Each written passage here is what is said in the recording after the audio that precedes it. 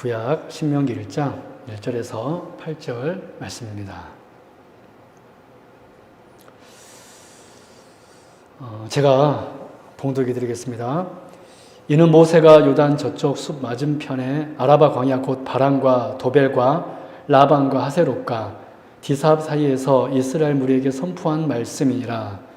호렙산에서 세일산을 지나 가데스 바네아까지 10하루길이었더라. 40째 해 11째 달 그 달 첫째 날에 모세가 이스라엘 자손에게 여호와께서 그들을 위하여 자기에게 주신 명령을 다 일렀으나 그때는 모세가 헤스본에 거주하는 아모리 왕 시온을 쳐 죽이고 에드레일에서 아스다롯에 거주하는 바산 왕 옥을 쳐 죽인 후라. 모세가 요단 쪽 모압 땅에서 이 율법을 설명하기 시작하였더라. 일렀으되 우리 하나님 여호와께서 호렙산에서 우리에게 말씀하여 이르시기를 너희가 이 산에서 거주한 지 오래니 방향을 돌려 행진하여 아모리 족속의 산지로 가고 그 근방 곳곳으로 가고 아라바와 산지와 평지와 네겝과 해변과 가나안 족속의 땅과 레바논과 큰 강 유브라데까지 가라. 내가 너희의 조상 아브라함과 이삭과 야곱에게 맹세하여 그들과 그들의 후손에게 주리라 한 땅이 너희 앞에 있으니 들어가서 그 땅을 차지할지니라. 아멘. 우리는 하나님의 말씀과 교회를 사랑하는 사람들입니다. 실로 교회가 하나님의 말씀으로 세워지지 않는다면 그 겉모습이 아무리 화려하고 그럴듯해 보일지라도 그것은 단지 사람의 모임일 뿐이요 죄를 소멸하는 거룩한 공동체로서의 교회라고 말하기 어려울 것입니다. 이런 점에서 우리가 참 말씀 위에 놓여진 즉 반석 위에 교회를 세우는 데 있어서 신명기의 말씀에 귀를 기울이는 것은 참 중요합니다. 왜냐하면 이스라엘 백성들을 향한 모세의 고별 설교인 이 신명기는 약속의 땅에 들어간 사람들이 어떠한 삶을 살아야 하는가? 하나님의 언약 백성으로서 산다는 것은 무엇을 중시하면서 사는 삶인가를 정확하게 우리에게 가르쳐주고 있기 때문에 그렇습니다. 오늘은 신명기 강의 첫 번째 시간인데요. 특별히 오늘 본문은 신명기 전체의 주제이기도 하고 언약 백성인 우리가 무엇을 기억해야 하는지 정확하게 가르쳐주고 있습니다. 그래서 오늘 이 시간 말씀을 통하여 언약 백성으로서 하나님의 백성으로서 오늘을 살아가고 내일을 살아가는 저와 여러분들이 될 수 있기를 주님의 이름으로 축원합니다. 첫 번째입니다.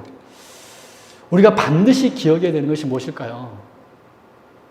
모세가 이스라엘 백성들에게 너희들 이걸 꼭 기억해라. 가나안 땅에 들어가더라도 반드시 이것을 기억해라. 말씀하고 있는 그 첫 번째가 무엇입니까? 그것은 바로 나의 죄가 무엇인지, 즉 나의 본질은 어떤 것인지를 늘 기억하라는 것입니다. 우리 오늘 본문 1절, 3절 말씀입니다. 제가 봉독합니다. 이는 모세가 요단 저쪽 숲 맞은편에 아라바 광야 곧 바란과 도벨과 라반과 하세롯과 디삽 사이에서 이스라엘 무리에게 선포한 말씀이니라. 호렙산에서 세일산을 지나 가데스 바네아까지 10하루길이었더라. 여기 10하루길이었더라. 여기 언더라인 치시기 바랍니다. 40째 해 11째 달 그 달 첫째 날에, 그리고 두 번째로 40째 해 11째 달 그 달 첫째 날에, 이 부분도 언더라인 딱 치시기 바랍니다. 모세가 이스라엘 자손에게 여호와께서 그들을 위하여 자기에게 주신 명령을 다 일렀으나, 그럼 특별히 2절과 3절에는 시간을 나타내는 단어가 두 가지가 나오는데 2절에서는 10하루길, 그리고 3절에서는 40째 해 11째 달 그 달 첫째 날이 그것입니다. 그럼 이 두 단어가 보여주는 것이 무엇입니까? 먼저 10하루길입니다.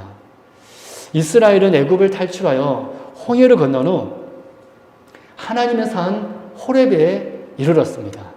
호렙산은 신의 산의 다른 이름입니다. 제가 신대원 시절에 신의 산을 이렇게 가본 적이 있었는데 제가 거기 가서 깜짝 놀란 것이 하나 있었습니다. 그것이 무엇이었냐면 우리가 생각하는 광야는 더운 지방이기 때문에 참 눈이 없고 그렇게 생각되는데 시내산으로 올라갔더니 얼음이 있고 막 그러더라고요. 그래서 깜짝 제가 놀란 적이 있었습니다. 여러분 그래서 코로나가 끝나면 꼭 여러분 성지순례는 꼭 한번 가보십시오. 근데 성지순례 갈 때 가더라도 성경 공부를 충분히 한 다음에 가십시오. 그러면 훨씬 더 은혜가 되고 참 의미 있는 그런 시간이 될 것입니다. 그래서 호렙산은 시내산의 다른 이름입니다. 그럼 통상적으로 애굽에서 가나안 땅으로 가기 위해서는 지중 해변을 따라가는 블레셋 길이 있고, 그리고 두 번째로는 시나이 반도의 중앙을 가로질러 가는 길인 수르 길이나, 그리고 아라비아 길을 많이 택했습니다. 그런데 하나님께서는 애굽을 탈출한 이스라엘 백성을 곧바로 가나안 땅으로 들어가게 하시지 않고 자신과 언약을 맺게 하시기 위하여 시나이 반도의 가장 남단에 있는 시내산으로 그들을 인도하여 가셨습니다.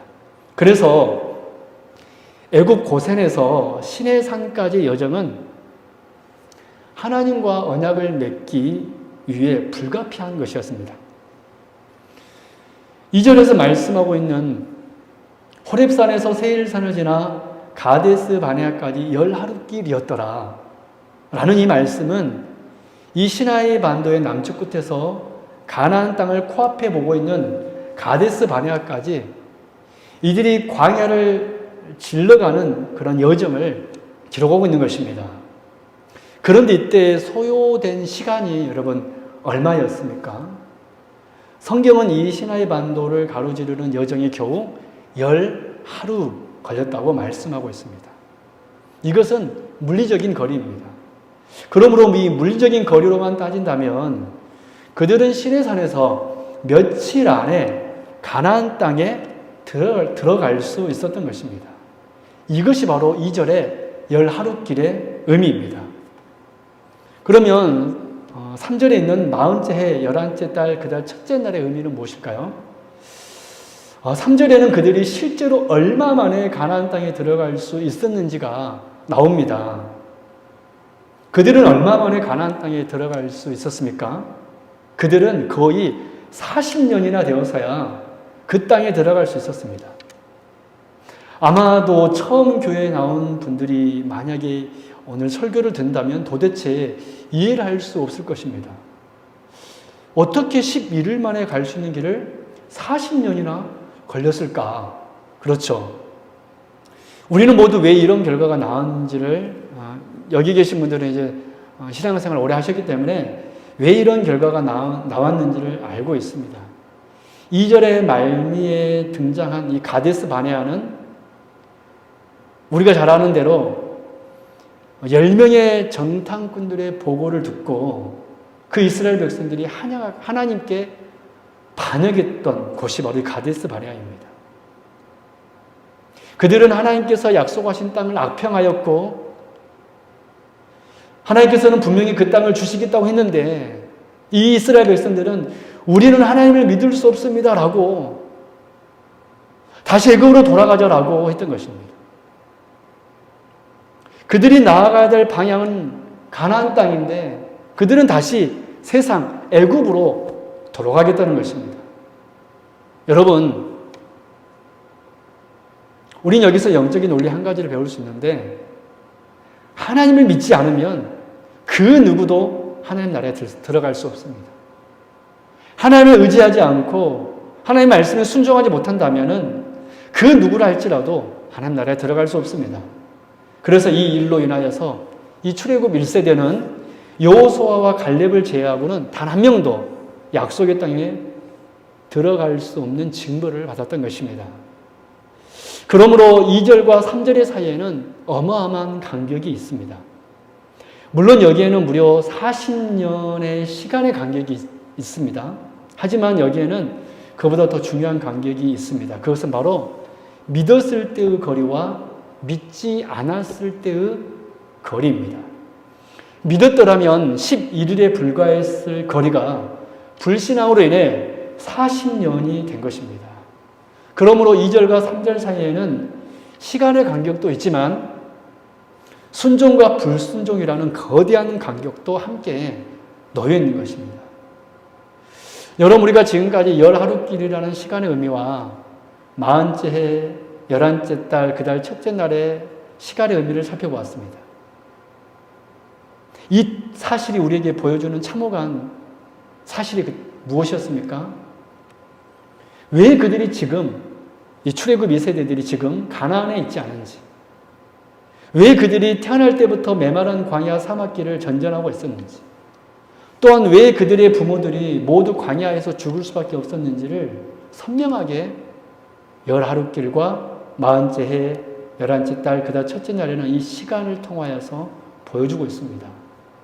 그래서 하나님께 불순종함으로 말미암아 40년이나 되는 긴 시간 동안이나 광야를 전전할 수밖에 없었던 아픈 기억, 이것이 바로 이 짧은 2절의 말씀에 압축되어 있는 것입니다. 그래서 하나님께서는 이스라엘 백성들이 가나안 땅에 들어가기 직전 이 두 구절을 통하여 그들의 지도자 모세가 죽기 직전에 이스라엘 백성들이 모두 기억해야 할 내용들로 신명기를 쓰게 하셨는데, 그것은 바로 그들의 범죄가 어떠했는가 라는 것이었습니다. 여러분, 하나님께서는 자기 백성들에게 가장 먼저 이것을 알기를 원하십니다. 무엇을요? 하나님의 백성이 된다는 것은 우리가 이전에 죽을 수밖에 없었던 죄인이었다는 것을 깨닫는 것을 의미합니다. 다시 말씀드릴게요. 하나님의 백성이 된다는 것은 우리가 이전에 죽을 수밖에 없었던 죄인이었다는 것을 깨닫는 것을 의미합니다. 이것이 바로 하나님의 백성의 첫 출발점입니다. 이스라엘 백성들이 하나님의 약속의 땅 가나안에 들어가려 했을 때 그들이, 그리고 그들의 손조들이 얼마나 악한 자들이었는지를 잘 발견해야 했어야 하는 것 같이 오늘 우리는 하나님의 자녀가 되고 교회의 구성원이 될 때 제일 먼저 우리의 본질, 나의 죄가 어땠는가, 나는 원래 어떤 사람으로 어떤 죽음의 운명에 처할 수밖에 없었는가, 지금의 나는 어떤 범죄에 처하고 있는 암울한 사람인가, 이것을 분명하게 알고 기억해야 됩니다. 우리가 오늘 시간 관계상 지명들을 살펴보지는 못하지만 여러분, 이 지명들의 우리에게 보여주는 것이 무엇이었습니까? 무엇입니까? 이 지명들을 보면 하나님께 대하여 불순종했던 장소가 바로 이 지명들입니다. 이 지명들 안에서 우리가 특별히 가데스 바네아를 우리가 하나를 살펴봤는데 다른 지명도 보면은 바로 그러한 모습들이 기록되어 있습니다. 그래서 이스라엘 백성들이 자신의 범죄가 무엇인지를 기억했던 것처럼 오늘 우리를 또 하나님의 백성이라면 나의 죄가 무엇인가, 나는 어떤 사람인가를 우리는 첫 번째로 반드시 이것을 잊지 않고 늘 기억해야 됩니다. 두 번째 우리가 반드시 기억해야 되는 것은 하나님의 약속의 말씀을 기억해야 됩니다. 오늘 본문 5절입니다.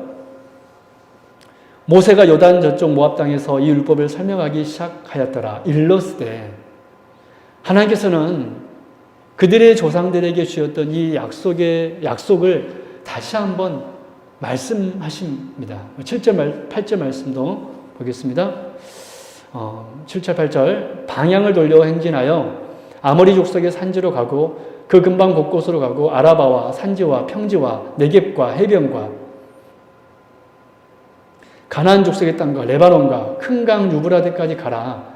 내가 너희의 조상 아브라함과 이삭과 야곱에게 맹세하여 그들과 그들의 후손에게 주리라 한 땅이 너희 앞에 있으니 들어가서 그 땅을 차지할지니라. 여러분, 왜 지금 하나님께서는 현재 살아있는 출애굽 2세대의 사람들에게 그들의 부모들이 처음 들었던 그 약속을 다시 말씀하고 있으신 것입니까? 하나님은 신실하신 분이시기 때문에 그렇습니다. 비록 자신들과 부모 세대들의 죄로 하나님과 언약이 파기되었지만 우리 신실하신 하나님께서는 다시금 약속을 기억하여 지금 출애굽 2세대들에게 약속의 땅 가나안을 주시겠다라고 다시 말씀하고 계신 것입니다. 그래서 출애굽 2세대들은 자신의 죄가 무엇인지를 아는 것도 물론 중요하지만 이게 첫 번째입니다. 첫 번째로 중요합니다. 그리고 그 다음은 무엇이냐면 이제 하나님의 언약을 잊지 않고 기억해야 하는 것입니다. 그런데 이 사실은 출애굽 2세대들에게만 해당되는 것입니까? 우리는 찾아갈, 얻을 그 가나안 땅, 눈으로 보이는 가나안 땅이 없기 때문에 우리는 이 하나님의 약속의 말씀에 내가 약속의 땅 가나안을 주겠다, 이 약속의 말씀에 해당되지 않습니까? 아닙니다. 이스라엘이 받았던 약속의 땅은 언약의 축복으로 이후의 모든 세대의 사람들에게 여러분 영적으로 계승되었습니다. 하나님께서는 지금으로부터 3,500년 전에, 약 3,500년 전에 광야에 있던 이 출애굽 2세대들에게 또 약속하셨고 2000년 전에 예수님 당시의 사람들에게도 약속하셨고 또 종교개혁길을 살아가던 그 종교개혁 길을 살고 있었던 그분들에게도 그리고 오늘 지금 우리들에게도 여전히 이 언약의 축복을 내려주고 계십니다. 내가 너희들에게 약속의 땅 가나안을 주겠다. 왜요? 우리 하나님은 신실하신 분이시기 때문에 그렇습니다. 우리 죄로 인하여 그 약속이 어둠 속에 있는 것처럼 보일지라도 우리 눈에는 하나님 나라가 보이지 않고 정말 과연 하나님 나라가 있을까?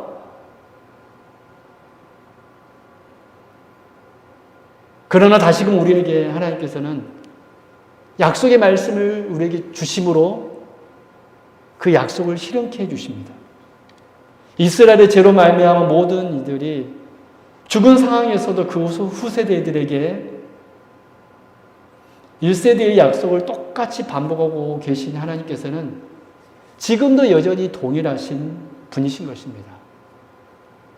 바로 이것이 언약 백성인 우리가 오늘을 살아가면서 반드시 기억해야 되는 두 번째입니다. 모세는 그 출애굽 1세대들에게 이것을 꼭 기억하기를 원했던 것입니다. 하나님의 약속의 말씀을 기억해라.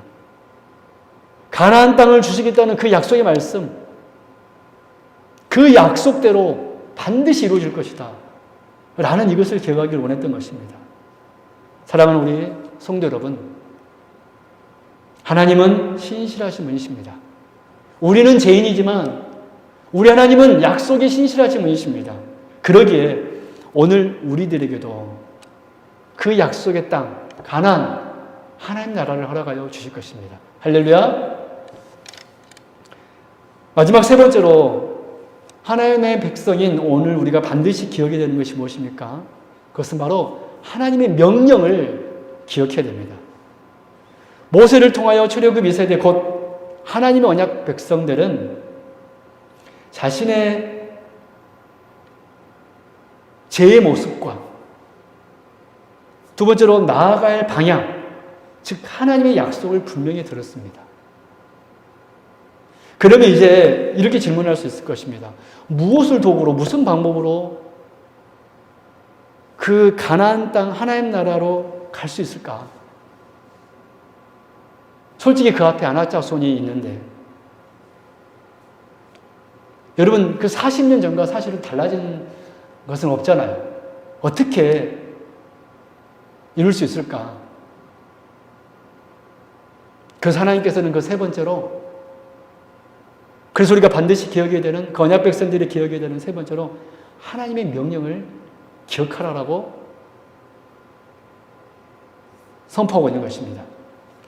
여러분 성경을 연구하다 보면 고대 히브리어로 기록된 성경에는 교차대조법이라고 하는 그런 방식이 자주 나온다는 것을 알 수 있습니다.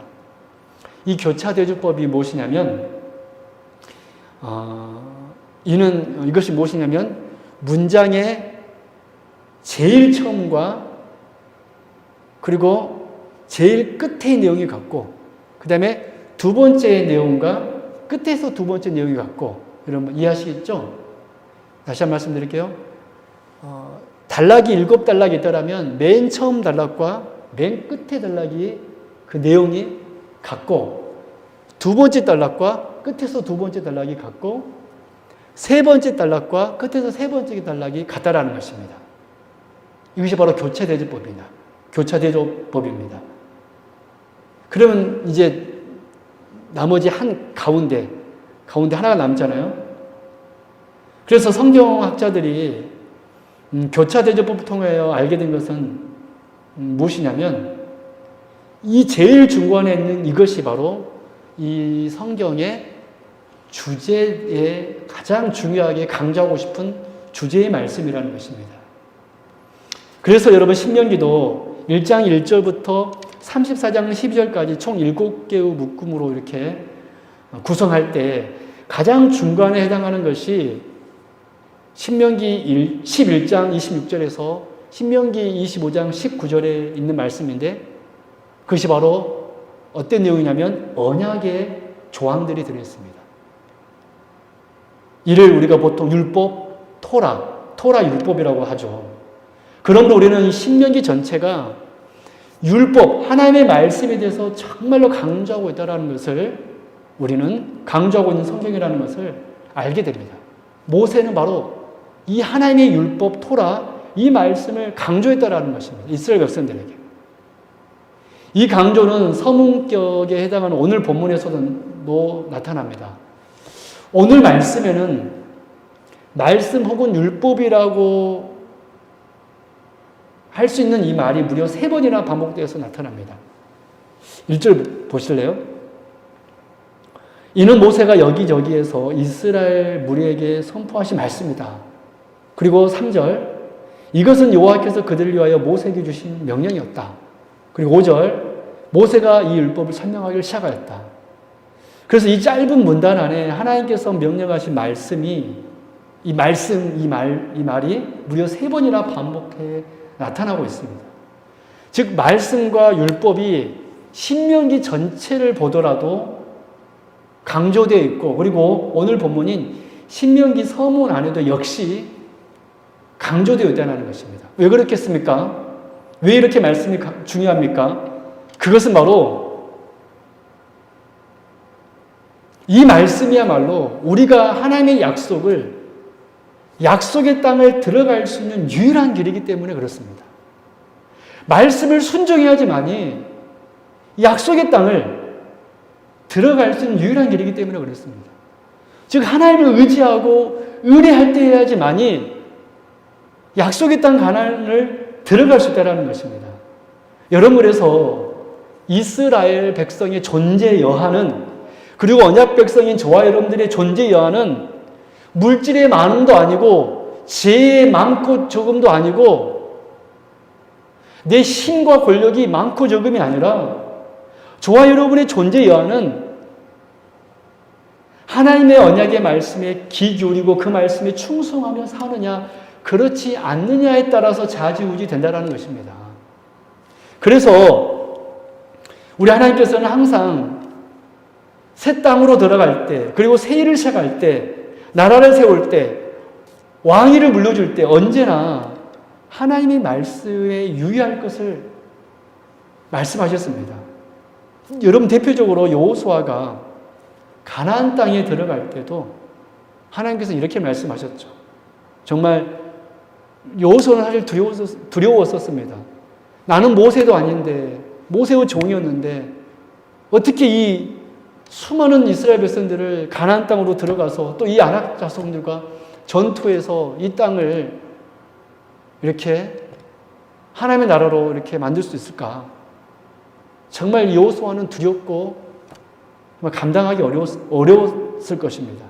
여러분, 그때 하나님께서 여호수아에게 뭐라고 말씀하셨죠? 여호수아야, 마음을 강하게 하고 담대히 하여 이 책에 기록된 모든 말씀을 지켜라 라고 명령했던 것입니다. 여러분, 사울 왕이 왕위를 빼앗기게 된 것, 이스라엘의 첫 번째 왕인 이 사울 왕이 왕위를 빼앗기게 된 것, 그리고 여로보암이 하나님께 버림받게 된 것은 이 모두가 하나님의 말씀을 경히 여겼기 때문이었습니다. 그들이. 여러분, 그리고 다윗 왕이 마지막 임종 때 솔로몬에게 무엇을 요원으로 남겼나요? 율법서를 등사하여 늘 너의 옆에 두고 읽고 묵상하라는 것입니다. 여러분, 신명기 말씀도 이 내용이 나옵니다. 신명기 17장에 보면 왕된 자는 왕에 대한 규례가 나오는데, 왕된 자는 말을 타고 다닐 말 있잖아요. 말을 많이 두지 말고 아내를 많이 두지 말라 라고 말씀하신 후에 신명기 17장 18절 20절 말씀이 이렇게 왕의 규례가 나와 있습니다. 그가 왕에 오르거든 이 율법서의 등사본을 레위 사람 제사장 앞에서 책에 기록하여 평생에 자기 옆에 두고 읽어. 평생에 자기 옆에 두고 읽어 그의 하나님 여호와 경외하기를 배우며 이 율법의 모든 말과 이 규례를 지켜야 할 것이라. 그리하면 그의 마음이 그의 형제 위에 교만하지 아니하고 이 명령에서 떠나 좌로나 우로나 치우치지 아니하리니 이스라엘 중에서 그와 그의 자손이 왕에 있는 날이 장구하리라. 여러분, 그래서 언약 백성의 존재 여하는 무엇입니까? 다른 어떤 것이 아닙니다. 하나님의 말씀을 귀하게 여기며 그 말씀에 귀 기울이고 그 말씀대로 사느냐 안 사느냐, 이것에 존재 여하가 달려있다는 것입니다. 언약 백성이 하나님의 뜻을 이루는 방법은 다른 것이 아닙니다. 하나님의 말씀을 귀히 여기고 그 말씀에 충실하는 것입니다. 그 말씀대로 사는 것입니다.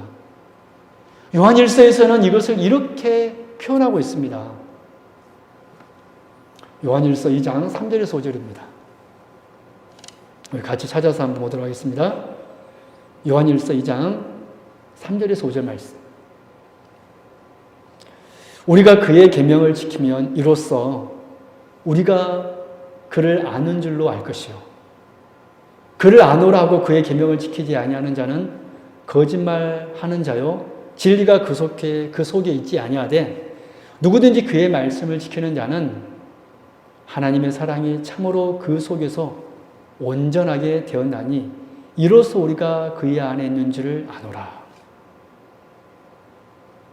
여러분, 하나님을 사랑한다는 것은 하나님께서 말씀하신 그 말씀을 존대하는 것입니다. 그래서 우리가 말씀을 귀히 여기고 그 말씀에 순종해야 하는 이유는 그것이 하나님께서 하신 말씀이기 때문이고, 또한 그렇게 살아갈 때 언약 백성의 존재 여부가 여기에 달려 있기 때문에 그렇습니다. 그래서 하나님께서는 마지막 세 번째로 출애굽 2세대의 백성들에게, 그리고 지금의 오늘 우리들에게 이것을 반드시 기억하기를 원하십니다. 약속의 말씀에 항상 귀 기울이고 충실해라. 약속의 말씀에 항상 귀를 기울이고 충실해라. 여러분, 우리는 여기 계신 성도님들은 이 말씀에 아멘할 수 있기를 바랍니다. 여러분, 이제 말씀을 맺도록 하겠습니다. 오늘 우리는 신명기의 첫 번째 부분을 들었습니다. 제가 신명기를 꼭 개척하게 되면 가장 먼저 하고 싶은 성경이 바로 신명기였습니다. 그래서 오늘 이렇게 신명기를 말씀할 수 있게 되어서 너무나 기쁩니다.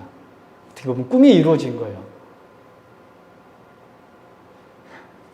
여러분, 오늘 우리는 신명기의 첫 번째 부분을 들었습니다.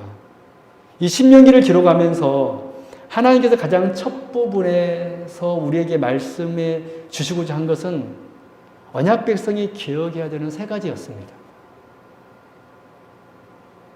이 세 가지를 세 단어로 이렇게 요약할 수 있을 것 같아요.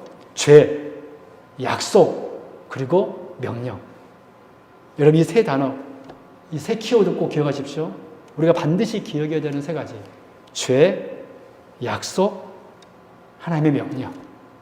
죄, 나의 죄, 하나님의 약속, 하나님의 명령. 그래서 우리가 죄인이었다는 사실과 이것을 늘 잊어버리지 말아야 됩니다. 그리고 두 번째로는 하나님께서 여전히 언약 가운데 신실하셔서 다시금 우리에게 약속을 주셨다는 사실, 우리들에게도 하나님 나라를 주셨다는 사실. 그런데 우리가 이 은혜를 누리기 위해서는 어떤 자세를 가져야 합니까? 그것은 바로 다른 어떤 것이 아닌 하나님의 약속의 말씀에, 그 명령에 충실하는 것입니다. 그 명령을 따르는 것입니다. 여호와의 말씀에 창념하는 것, 하나님께서 명령하신 것이 무엇인지를 주의 깊게 살피는 것, 이것이 바로 우리가 세 번째로 반드시 기억해야 되는 것입니다. 오늘날의 상황을 보면 날이 갈수록 하나님의 말씀에 대한 관심이 옅어집니다. 하나님께서 누구신지, 어떤 분이신지, 무엇을 원하신지에 관하여 참 관심이 많이 없는 것 같아요.